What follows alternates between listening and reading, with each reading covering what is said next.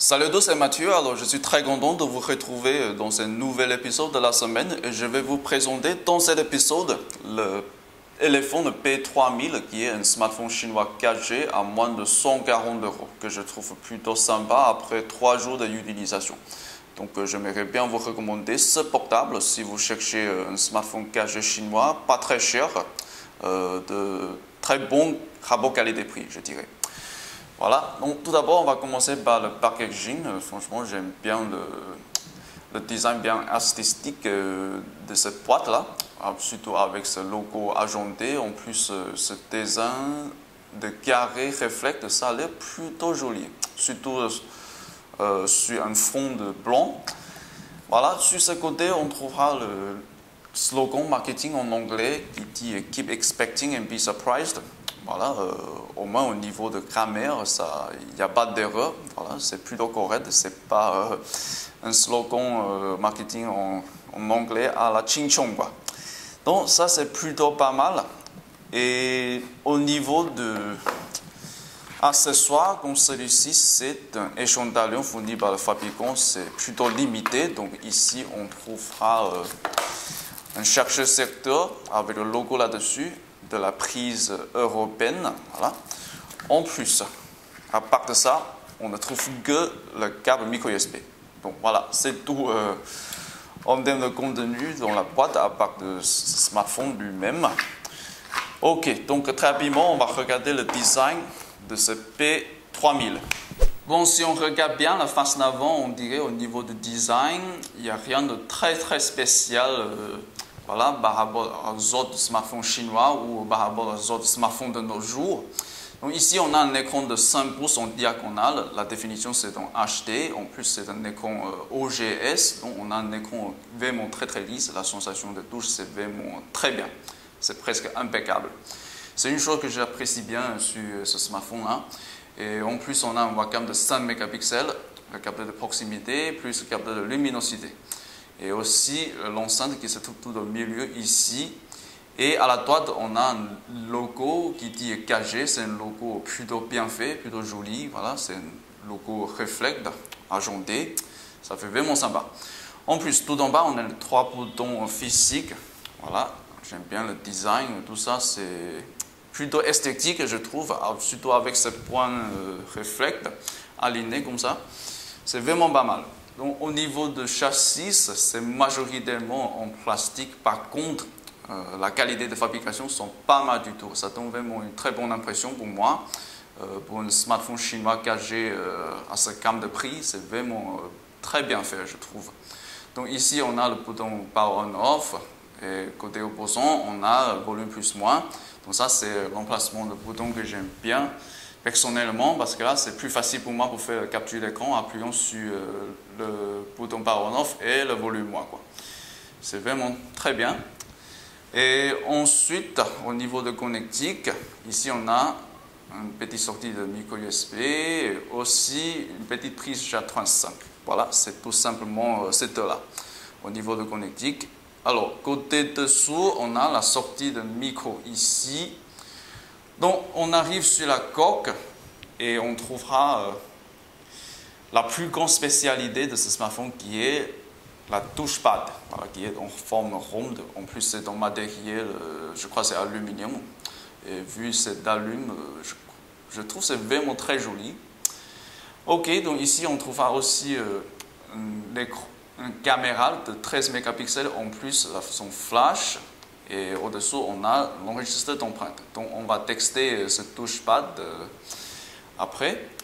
Donc, ici, on a aussi le logo argenté. Voilà, c'est vraiment très joli. Donc, ça, c'est l'extérieur. Et on va voir ce qui est à l'arrière. Donc, visiblement, on a deux emplacements 4 SIM. Donc, ici, c'est pour la 4 SIM 4G, 3G. C'est un sort SIM pour la 4 SIM standard. Et au milieu, on a l'emplacement de 4 SD. En plus, dernièrement, on a l'emplacement de 4 SIM micro. Voilà. Et au niveau de la batterie, alors, je vais checker la capacité. Ça doit être 3050 mAh. C'est vraiment généreux, assez généreux pour un smartphone de 5 pouces en HD. Donc, je vais insérer ma 4 SIM là. C'est une 4 SIM standard. Et on va allumer le smartphone pour voir la performance. Et ça y est, en plus l'écran de verrouillage sont un peu spécial. Je ne suis pas sûr si c'est une configuration de Android stock. Voilà, on verra ça plus tard. Ok, donc on est arrivé sur l'écran d'accueil. Au niveau de réactivité, c'est plutôt pas mal. J'ai déjà installé plein de trucs là-dessus. Hein. Les benchmarks, les applications, voilà. Surtout les applications pour les podcasts comme Stitcher, ça c'est vraiment gourmand pour les ressources. Donc, tout d'abord, je vais vous montrer les causes email dont on a 2 à 35. Ça, c'est confirmé. En plus, pour les fréquences.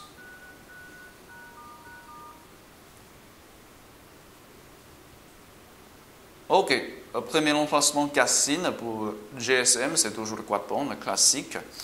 La 3G, on a 2000, 1900, 850, 800 et 900. Ça, c'est des fréquences complètes, vraiment très complètes. En plus, pour 4G, on a la bande 1, bande 3, 7 et 20. Donc, au niveau de support réseau 4G, pour la France, c'est assez complète. C'est plutôt pas mal, je trouve. Ensuite, deuxième emplacement de Cassine, c'est toujours le quad-band GSM, donc il n'y a rien de très spécial.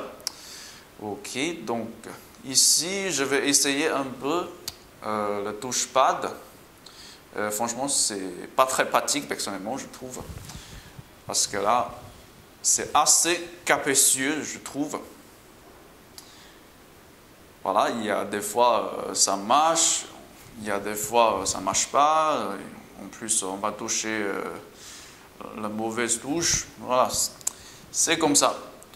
Par contre, pour certains cas, ça peut être utile. Par exemple, si vous êtes en train de lire un document ou lire une page web, vous pouvez en profiter pleinement. Voilà, c'est plutôt pas mal pour faire tomber la page, quoi. Donc, ça, c'est plutôt pas mal. Ensuite, je vais regarder un peu les paramètres. Alors, tout d'abord, on a la configuration pour la LED notification. Donc, ici, on peut configurer le comportement de LED notification. Comme ça, vous pouvez distinguer si c'est message court ou c'est un appel. En plus, on continue avec, voilà, ça c'est l'enregistreur d'empreinte. Mais pour moi, ces fonctionnalités, c'est plutôt pénible de texter, mais ça marche. Donc, comme les autres smartphones chinois qui sont équipés de ces fonctionnalités. En plus, alors, qu'est-ce qu'il en a de spécial? Notification Light, ça c'est les paramètres pour configurer la couleur de ce LED de notification. Alors, à propos, je dois vous montrer la luminosité de ce LED. Bon, pour moi, la LED de notification, c'est d'assez vaillant, sachant qu'on est dans une chambre plutôt bien ensoleillée. En plus, on a allumé l'éclairage. C'est assez vaillant. Mais pour certains, ça peut être un peu trop petit. Mais pour moi, ça va. Ensuite, on va regarder le score sur AnTuTu. Donc, on a un score correct pour une quad-core moyenne de gamme. Voilà, c'est 17 471. Donc, dans les détails, il n'y a rien de très spécial à mentionner, sauf pour le score 3D, c'est un peu trop bas à mon avis. Le grand minimum, je crois, voilà, ça doit être plus de 3000, mais ici, on n'a que 2900 quelque chose. De toute façon, le jeu 3D, c'est pas le point fort de ce smartphone. Ok, on va regarder un peu les caractéristiques. Donc, on est bien sur le Elephant P3000, c'est bien marqué. Version Android, c'est 4.2. C'est pas à jour, mais c'est qui 4.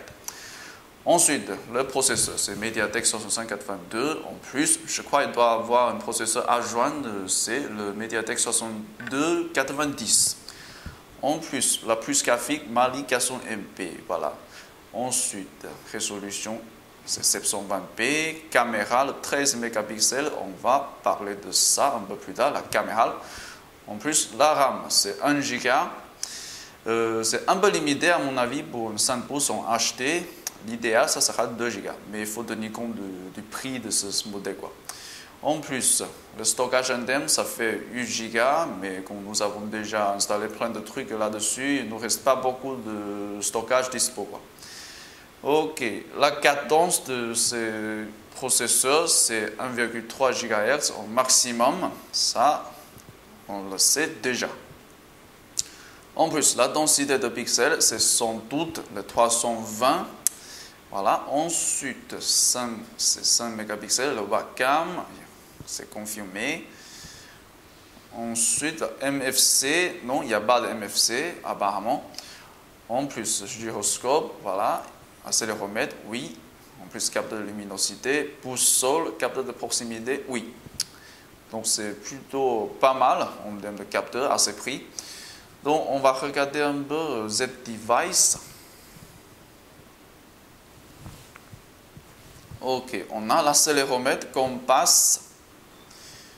À part de ça, capteur de proximité, capteur de luminosité. Voilà, c'est tout. Donc, accéléromètre, ça va, ça fonctionne. Ensuite, qu'on passe. Alors, c'est un peu bizarre le compas, la boussole. Je ne suis pas sûr si c'est un problème d'optimisation. Je crois que ça doit être un problème de logiciel. Ensuite, alors je vais vous parler de GPS. Pour le texte, ça a fait un miracle parce que là, pour la première fixe, ça n'a pris que 3 secondes. Un petit plus de 3 secondes. C'est incroyable.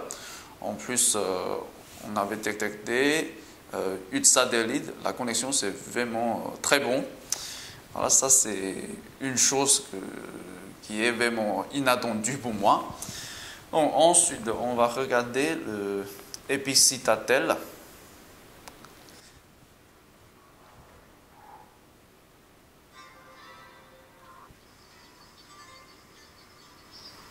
Bon, aucun problème de fluidité, franchement. Ensuite,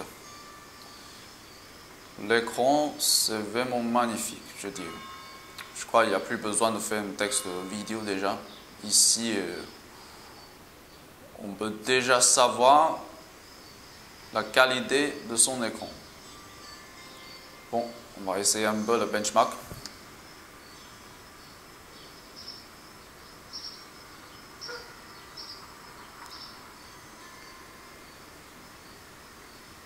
Ok, la trame par seconde reste toujours stable.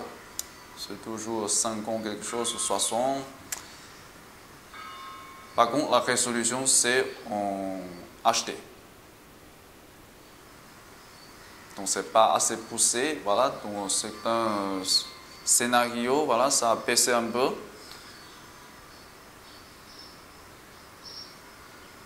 Mais probablement, c'est vraiment très bien. Il n'y a rien à dire là-dessus.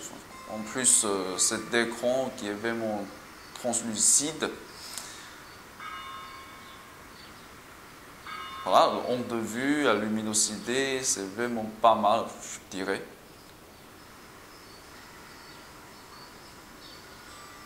Ok, je ne vais pas attendre pour que ce benchmark finisse et je vais laisser tous les captures d'écran de benchmark que je fais sur ce smartphone dans la description tout en bas. Donc, passons sur une autre partie. Et maintenant, je vais vous dire ce que je pense de sa caméra. Globalement, rien de très spécial par rapport à beaucoup de smartphones chinois que j'ai testés à moins de 180 €. Voilà. Donc ici, on a un autofocus qui est plutôt réactif. Ça, c'est vraiment pas mal, je trouve. En plus, l'interface de l'application caméra, c'est celui de Android générique. Donc, merci à Elephone de ne pas faire aucune notification sur notre très chère l'application caméra. C'est vraiment très précieuse pour nous. Donc, ici, je vais vous montrer quelques photos prises à l'extérieur pendant le soir et pendant le jour. Certains sont avec le flash activé et certains sont flash. Donc probablement, c'est plutôt pas mal la qualité des photos, mais on a toujours ce problème avec le rendu du couleur qui n'est pas très fidèle. Et en plus, je vais vous montrer également un petit clip de vidéo prise à l'extérieur, en plein soleil.